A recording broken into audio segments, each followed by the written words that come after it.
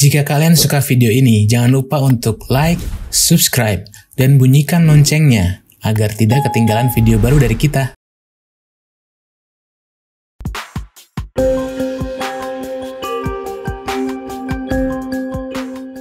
Dalam laporan Digital Civility Index atau survei yang mengukur tingkat kesopanan pengguna internet yang dikeluarkan oleh Microsoft pada tahun 2020, netizen Indonesia menempati urutan terbawah se-Asia Tenggara.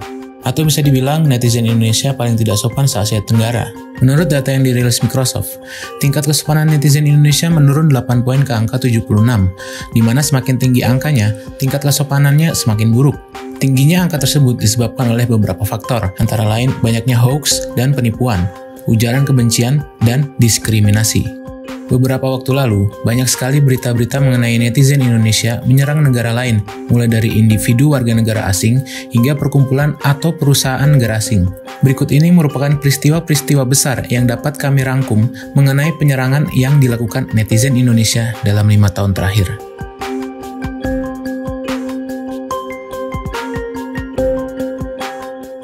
Dimas Eki Pratama merupakan pembalap Moto2 asal Indonesia. Pada tanggal 29 Oktober 2017, Dimas melakukan debutnya di Moto2 di sirkuit Sepang, Malaysia. Sayangnya, ia harus menelan pil pahit karena gagal menyelesaikan balapan tersebut.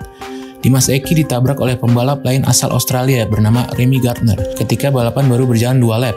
Padahal, pada saat itu Dimas Eki melakukan start yang gemilang dan berada di posisi yang bagus, yaitu di posisi ke-11.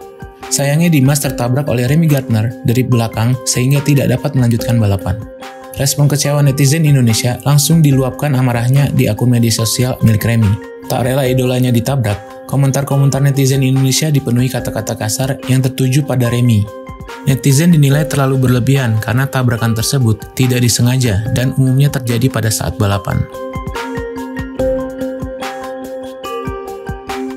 Egy Maulana Fikri merupakan salah satu pemain sepak bola terkenal Indonesia. Pada Juli 2018, Egy bergabung ke klub bola ternama Liga Polandia, Lechia Gdańsk. Antusias masyarakat Indonesia kepada Egy membuat klub Liga Polandia tersebut meraih popularitas di Indonesia. Jumlah follower akun Instagram resmi Lechia Gdańsk meningkat drastis sejak Egy bergabung. Namun hal tersebut tidak mendapat respon positif dari klub musuh bebuyutannya, Lech Poznan. Pada saat pertandingan Lech Poznan melawan Lechia Gdańsk di markas Poznan, terlihat sebuah spanduk besar yang tertulis ejekan kasar yang ditujukan untuk Lechia Gdańsk karena telah merekrut Egy.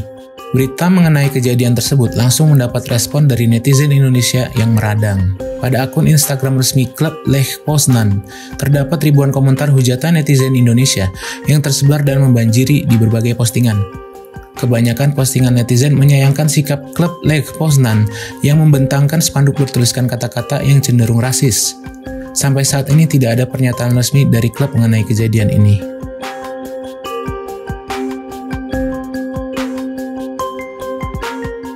Samsu Bahrin Ismail adalah seorang pengusaha dan pendiri perusahaan Big Blue Taxi Service di Malaysia. Pada Agustus 2019, Menteri Pemuda dan Olahraga Malaysia, Syed Saddiq, memberi izin kepada Gojek untuk beroperasi di Malaysia. Menanggapi pernyataan tersebut, Samsu Bahrin menolak dan meminta pemerintah Malaysia untuk fokus menyelesaikan masalah taksi online daripada menghadirkan Gojek di negaranya. Yang membuat kejadian ini viral, yaitu Samsu Bahrin melontarkan pernyataan yang merendahkan Indonesia. Pada konferensi pers di kantornya, ia mengatakan bahwa Gojek tidak bisa menjamin kehidupan pemuda Malaysia. Kemudian ia membandingkan budaya Indonesia dan Malaysia hingga terlontar kata-kata yang menyebutkan bahwa Indonesia adalah negara miskin. Akibat komentar tersebut, ia diteror oleh netizen Indonesia yang kebanyakan adalah driver ojek online. Akun Instagram pribadi milik Samsu Bahrin dibanjiri hujatan netizen Indonesia yang murka akibat pernyataan yang dikeluarkan olehnya. Beberapa hari kemudian, Samsu Bahrin meminta maaf atas ucapannya yang menyebutkan Indonesia sebagai negara miskin. Ia mengaku ucapannya tersebut didasarkan pemberitaan di media massa mengenai kondisi ekonomi di Indonesia.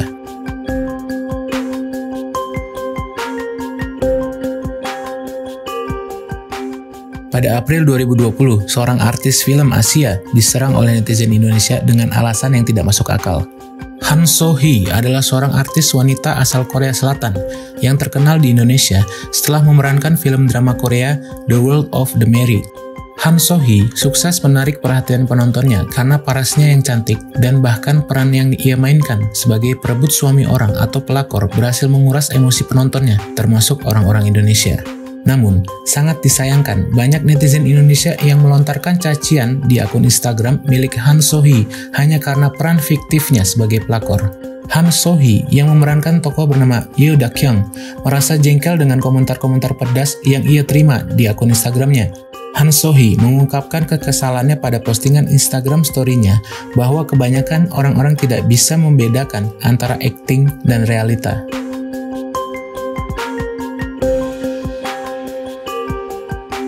Tak lama setelah itu, seorang selebgram asal Filipina bernama Rimar Martin juga menerima hujatan dari netizen Indonesia.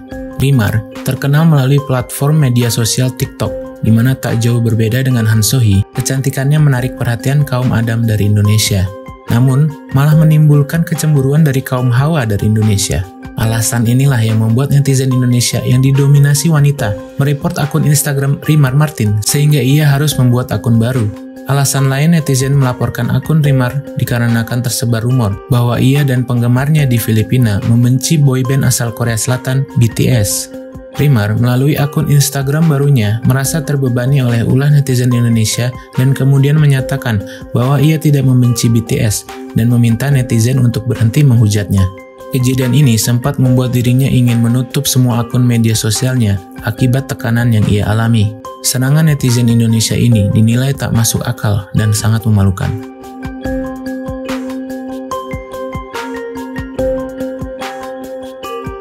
Damon Langhi merupakan kontestan Miss Universe 2019 yang berasal dari New Zealand. Pada Juni 2020, Damon mengeluarkan pernyataan di sosial media pribadinya bahwa ia mendukung terhadap pembebasan Papua Barat.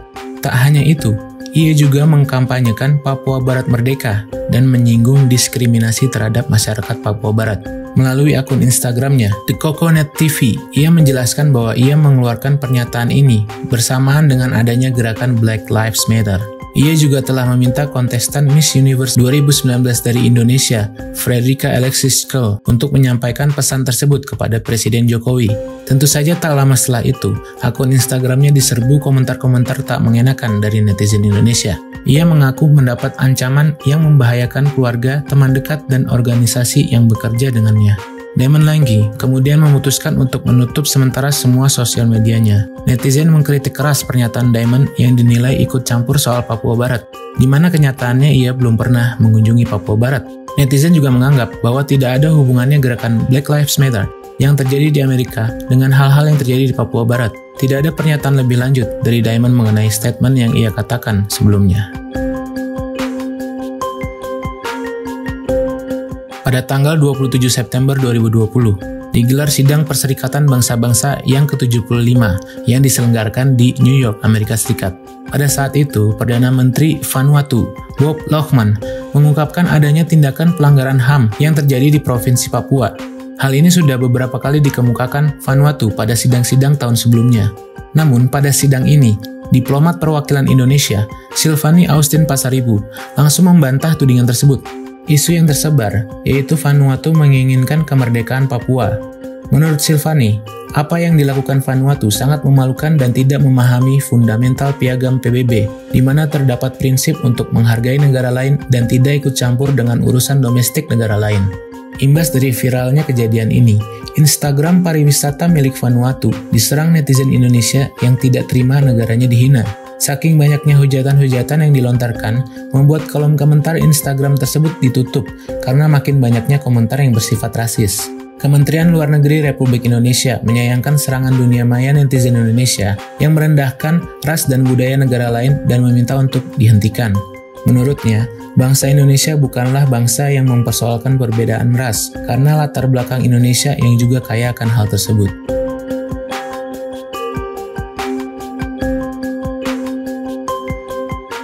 Pada awal Oktober 2020, berita mengenai pengesahan RUU Cipta Kerja ramai dibicarakan. Pada tanggal 8 Oktober 2020, banyak massa yang turun ke jalan untuk menolak RUU tersebut. Sehari kemudian, netizen di media sosial ramai-ramai menolak RUU Cipta Kerja, namun nampaknya penolakan netizen salah sasaran. seorang rapper asal Korea Selatan bernama Hong Da Bin yang memiliki akun Instagram bernama DPR Live menerima ribuan pesan dari netizen Indonesia yang menolak RUU Cipta Kerja. Diketahui bahwa nama DPR yang diduga merupakan Dewan Perwakilan Rakyat justru malah menyerang akun Instagram rapper Korea tersebut. DPR yang tidak tahu menahu soal Omnibus Law tidak seharusnya diserang oleh netizen Indonesia.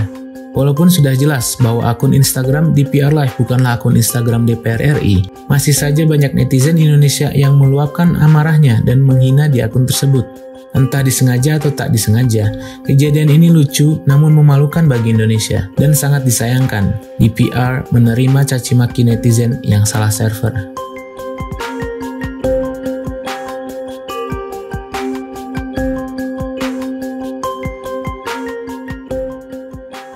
Pada tanggal 17 Januari 2021, seorang wanita asal Amerika Serikat bernama Kristen Gray viral di platform media sosial Twitter.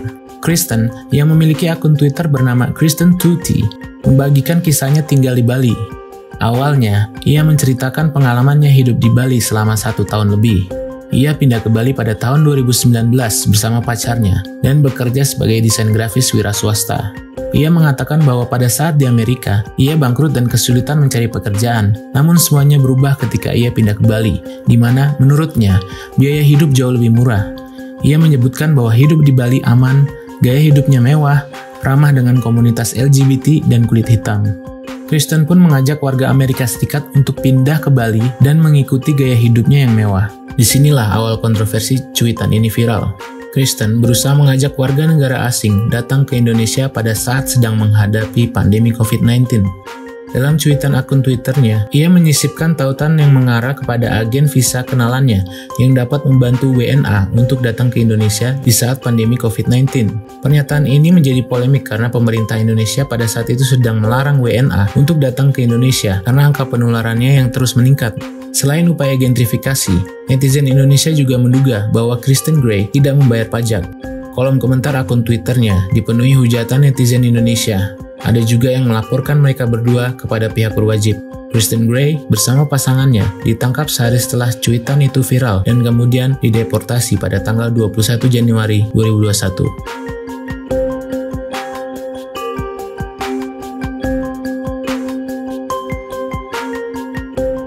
Seorang YouTuber bernama Vicky Naki viral beberapa waktu lalu karena keterampilannya pandai dalam berbahasa asing, salah satunya bahasa Rusia.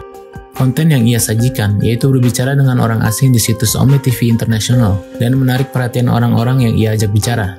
Vicky Naki kemudian bertemu dengan seseorang bernama Diana, wanita berkewarganegaraan Kazakhstan. Diana bersama seorang temannya akrab berbicara dalam bahasa Rusia dengan Vicky Naki. Penonton Indonesia yang terpesona dengan kecantikan Diana mulai mencari tahu dan mengikuti sosial media miliknya. Pada awal tahun 2021, Diana memiliki 2,2 juta followers di Instagram, yang kebanyakan berasal dari orang-orang Indonesia. Karena banyak orang-orang yang suka, netizen mulai banyak yang meminta Vicky Naki untuk terus membuat video dengan Diana. Sampai di mana pada suatu saat, di mana sebuah perusahaan komersil mensponsori video mereka berdua untuk hari Valentine. Vicky Naki menolak kolaborasi tersebut karena dianggap terlalu settingan, walaupun menurut pernyataannya, ia ditawar sebesar 200 juta rupiah untuk membuat videonya. Pada akhirnya pihak Vicky Naki dan Diana sepakat bekerja sama, namun pihak Diana tidak menjalankan sesuai ketentuan kontrak, yang membuat pihak Vicky Naki untuk mengerjakan ulang konten tersebut. Sayangnya pihak Diana menolak konten tersebut dan mengakhiri kerjasama, meski pihak Vicky Naki tetap membayar honor kepada pihak Diana, walaupun hanya 50% saja. Disinilah awal kemarahan Diana kepada pihak Vicky Naki. Pihak Diana tidak menerima hanya dibayar 50% saja.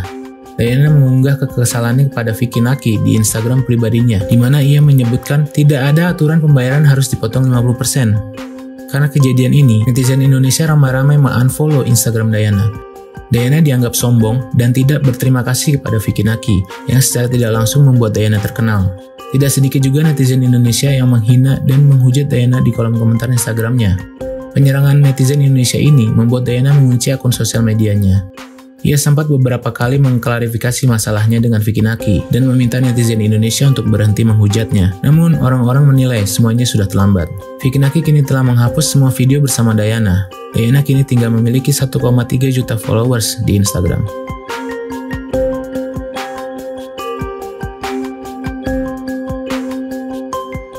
pada akhir bulan Februari 2021. Tidak lama setelah hasil survei Microsoft yang menyatakan bahwa netizen Indonesia paling tidak sopan se-Asia Tenggara, netizen Indonesia secara tidak langsung membuktikannya. Akun sosial media milik Microsoft diserbu ribuan komentar-komentar pedas dari netizen Indonesia yang merasa tidak terima akan hasil survei tersebut. Pada hari berikutnya, kolom komentar hasil survei tersebut dimatikan dan akun sosial media mereka dikunci untuk mencegahnya. Berbagai pandangan netizen Indonesia atas kejadian ini bisa dibilang lucu, namun miris, di mana secara tidak langsung, Microsoft membuktikan keakuratan hasil survei yang mereka lakukan.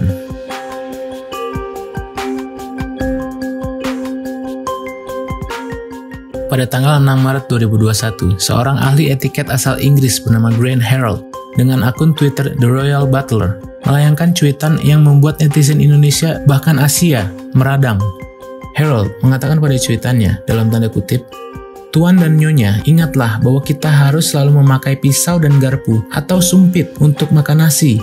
Kita tidak menggunakan tangan atau jari-jari."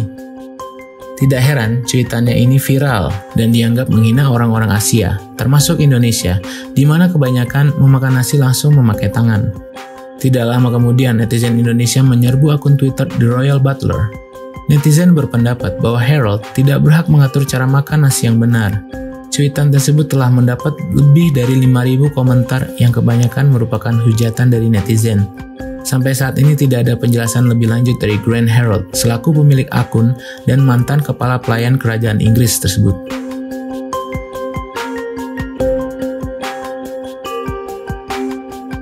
Pada awal bulan Maret 2021, sebuah video berdurasi 2 menit 10 detik beredar di media sosial yang memperlihatkan dua orang pria asal Korea Selatan sedang berbincang-bincang dengan seorang wanita asal Indonesia di situs Ome TV Internasional. Video ini viral dikarenakan salah satu orang asal Korsel tersebut menghina wanita asal Indonesia tersebut. Pria itu awalnya mengatakan bahwa ia tidak menyukai dan menjelek-jelekan wajah wanita Indonesia tersebut, walaupun sama-sama orang Asia. Kemudian, pria tersebut menghina negara Indonesia. Ia menyebutkan bahwa orang Korea Selatan lebih di atas daripada orang Indonesia, baik di dalam dunia perekonomian maupun hal lainnya. Lalu, wanita Indonesia tersebut memperingatkan pria Korsel tersebut bahwa ia akan terkenal di Indonesia. Pria tersebut tidak mempedulikannya. Dan benar saja, setelah video ini viral, netizen Indonesia ramai-ramai menyerang Instagram milik pria Korsel tersebut. Pria Korsel tersebut akhirnya merasa terganggu akan serangan netizen Indonesia dan meminta maaf melalui Instagram story-nya, di mana ia mengatakan bahwa berita tersebut telah tersebar di negaranya.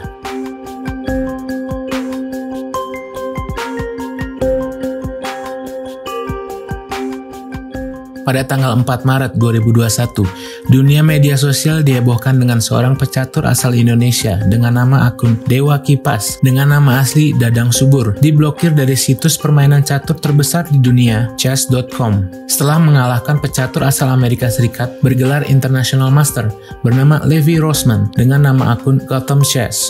Levi merupakan seorang streamer dan YouTuber terkenal yang menyajikan konten-konten catur. Kisah ini bermula ketika anak dari Dadang Subur, Ali Akbar, membagikan ceritanya di akun sosial medianya. Ali mengatakan akun ayahnya diblokir oleh akun Gotham Chess karena kalah bertanding dan dianggap curang. Ali mengunggah video pertandingan catur ayahnya dengan Levi di Facebook beserta bukti-bukti yang ia capture. Ali menganggap Levi dapat seenaknya memblokir akun ayahnya karena ia merupakan public figure. Setelah postingan ini menyebar, netizen Indonesia mulai menyerbu akun Instagram Gotham Chess dan chess.com. Komentar-komentar pedas dan hujatan mengalir ditujukan kepada Levi. Levi yang tidak menduga hal ini terjadi harus menutup dan membatasi komentar sosial medianya dan juga memblokir penonton yang berasal dari Indonesia untuk menonton videonya. Levi menyatakan dalam suatu postingan Instagramnya bahwa ia menerima hujatan yang bertubi-tubi dan bahkan ancaman pembunuhan yang membuat psikisnya terganggu. Ia kemudian mengklarifikasi bahwa telah terjadi kesalahpahaman yang menyangkut permasalahan ini.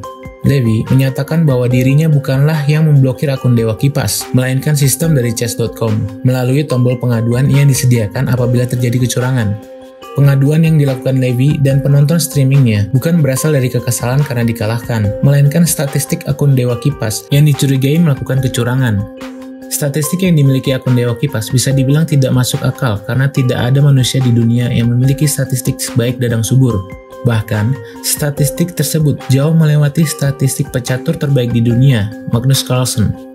Setelah pernyataan yang dikeluarkan Levy, netizen mulai ada yang menduga bahwa Dadang Subur melakukan kecurangan. Ada juga yang tetap membelanya. Sampai akhirnya seorang pecatur wanita terbaik di Indonesia bergelar Grandmaster bernama Iren Karisma Sukandar muncul ke publik dan mendukung pernyataan Levy Roseman. Iren berpendapat bahwa peristiwa yang terjadi sudah mencoreng nama baik dunia pecaturan di Indonesia.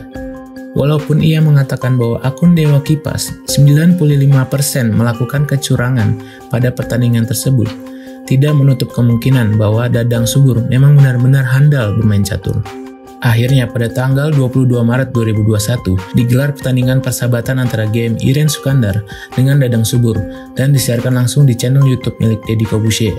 Pertandingan tersebut dimenangkan oleh Iren dengan skor 3-0.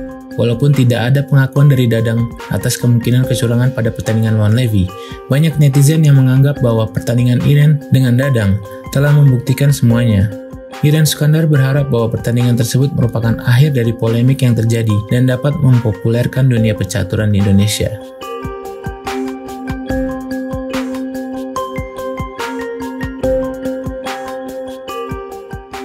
All England merupakan ajang kompetisi bulu tangkis tertua di dunia. Pada tahun 2021 ini, timnas Indonesia diyakini dapat memenangkan kompetisi tersebut. Namun hal ini harus pupus dikarenakan pada tanggal 18 Maret 2021, timnas bulu tangkis Indonesia dipaksa mundur dari kompetisi All England 2021. Penyebabnya bahwa diketahui salah satu penumpang yang tidak disebutkan namanya yang berada di dalam satu pesawat yang mengangkut timnas Indonesia dinyatakan positif COVID-19. Sesuai dengan aturan pemerintah Inggris, semua tim yang tiba di Birmingham pada hari itu harus menjalani isolasi mandiri selama 10 hari. Kekesalan dan kekecewaan netizen Indonesia dan atlet timnas mulai beredar di media sosial, di mana pihak penyelenggara dianggap tidak adil. Banyak beredar rumor bahwa satu orang yang terpapar COVID-19 bukanlah atlet Indonesia. Salah satu atlet timnas bulu tangkis Indonesia, Marcus Gideon, menyatakan bahwa semua penumpang dan timnas Indonesia dinyatakan negatif COVID-19 sebelum melakukan penerbangan dan pada saat tiba di penginapan di Birmingham. Ia juga menjelaskan bahwa terdapat 7 peserta All England 2021 yang dinyatakan positif COVID-19 di hari pertama kompetisi, yang berimbas diundurnya kompetisi beberapa hari. Setelah dites ulang hari berikutnya, ke-7 peserta tersebut semuanya dinyatakan negatif. Marcus mempertanyakan mengapa timnas Indonesia tidak mendapatkan proses yang sama. Salah satu atlet berkebangsaan Turki bernama Neslihan Yigit sempat bertanding satu game di kompetisi tersebut, yang kemudian diketahui bahwa Yigit berada dalam satu pesawat dengan timnas Indonesia. Alhasil Yigit didiskualifikasi pada game berikutnya dan juga dipaksa mundur oleh penyelenggara. Imbas dari kejadian ini, netizen Indonesia mengungkapkan kekesalannya di sosial media milik penyelenggara. Berbagai macam caci maki dan hujatan dilontarkan kepada tim penyelenggara, sampai-sampai mereka menutup akun sosial medianya. Banyak yang menilai tim penyelenggara gagal menyelesaikan masalah ini. Beberapa hari kemudian, tim penyelenggara baru mengeluarkan pernyataan terkait mundurnya timnas Indonesia. Menurutnya, pendiskualifikasian timnas Indonesia sudah dalam aturan yang berlaku pada pemerintah Inggris, dan sangat disayangkan hal ini terjadi. Walaupun tidak begitu jelas penjelasan tim penyelenggara, pemerintah Indonesia berharap hal ini tidak terjadi lagi di kompetisi-kompetisi ke depannya. Timnas Indonesia sudah pulang ke Indonesia pada tanggal 22 Maret 2021 yang semuanya dinyatakan negatif COVID-19.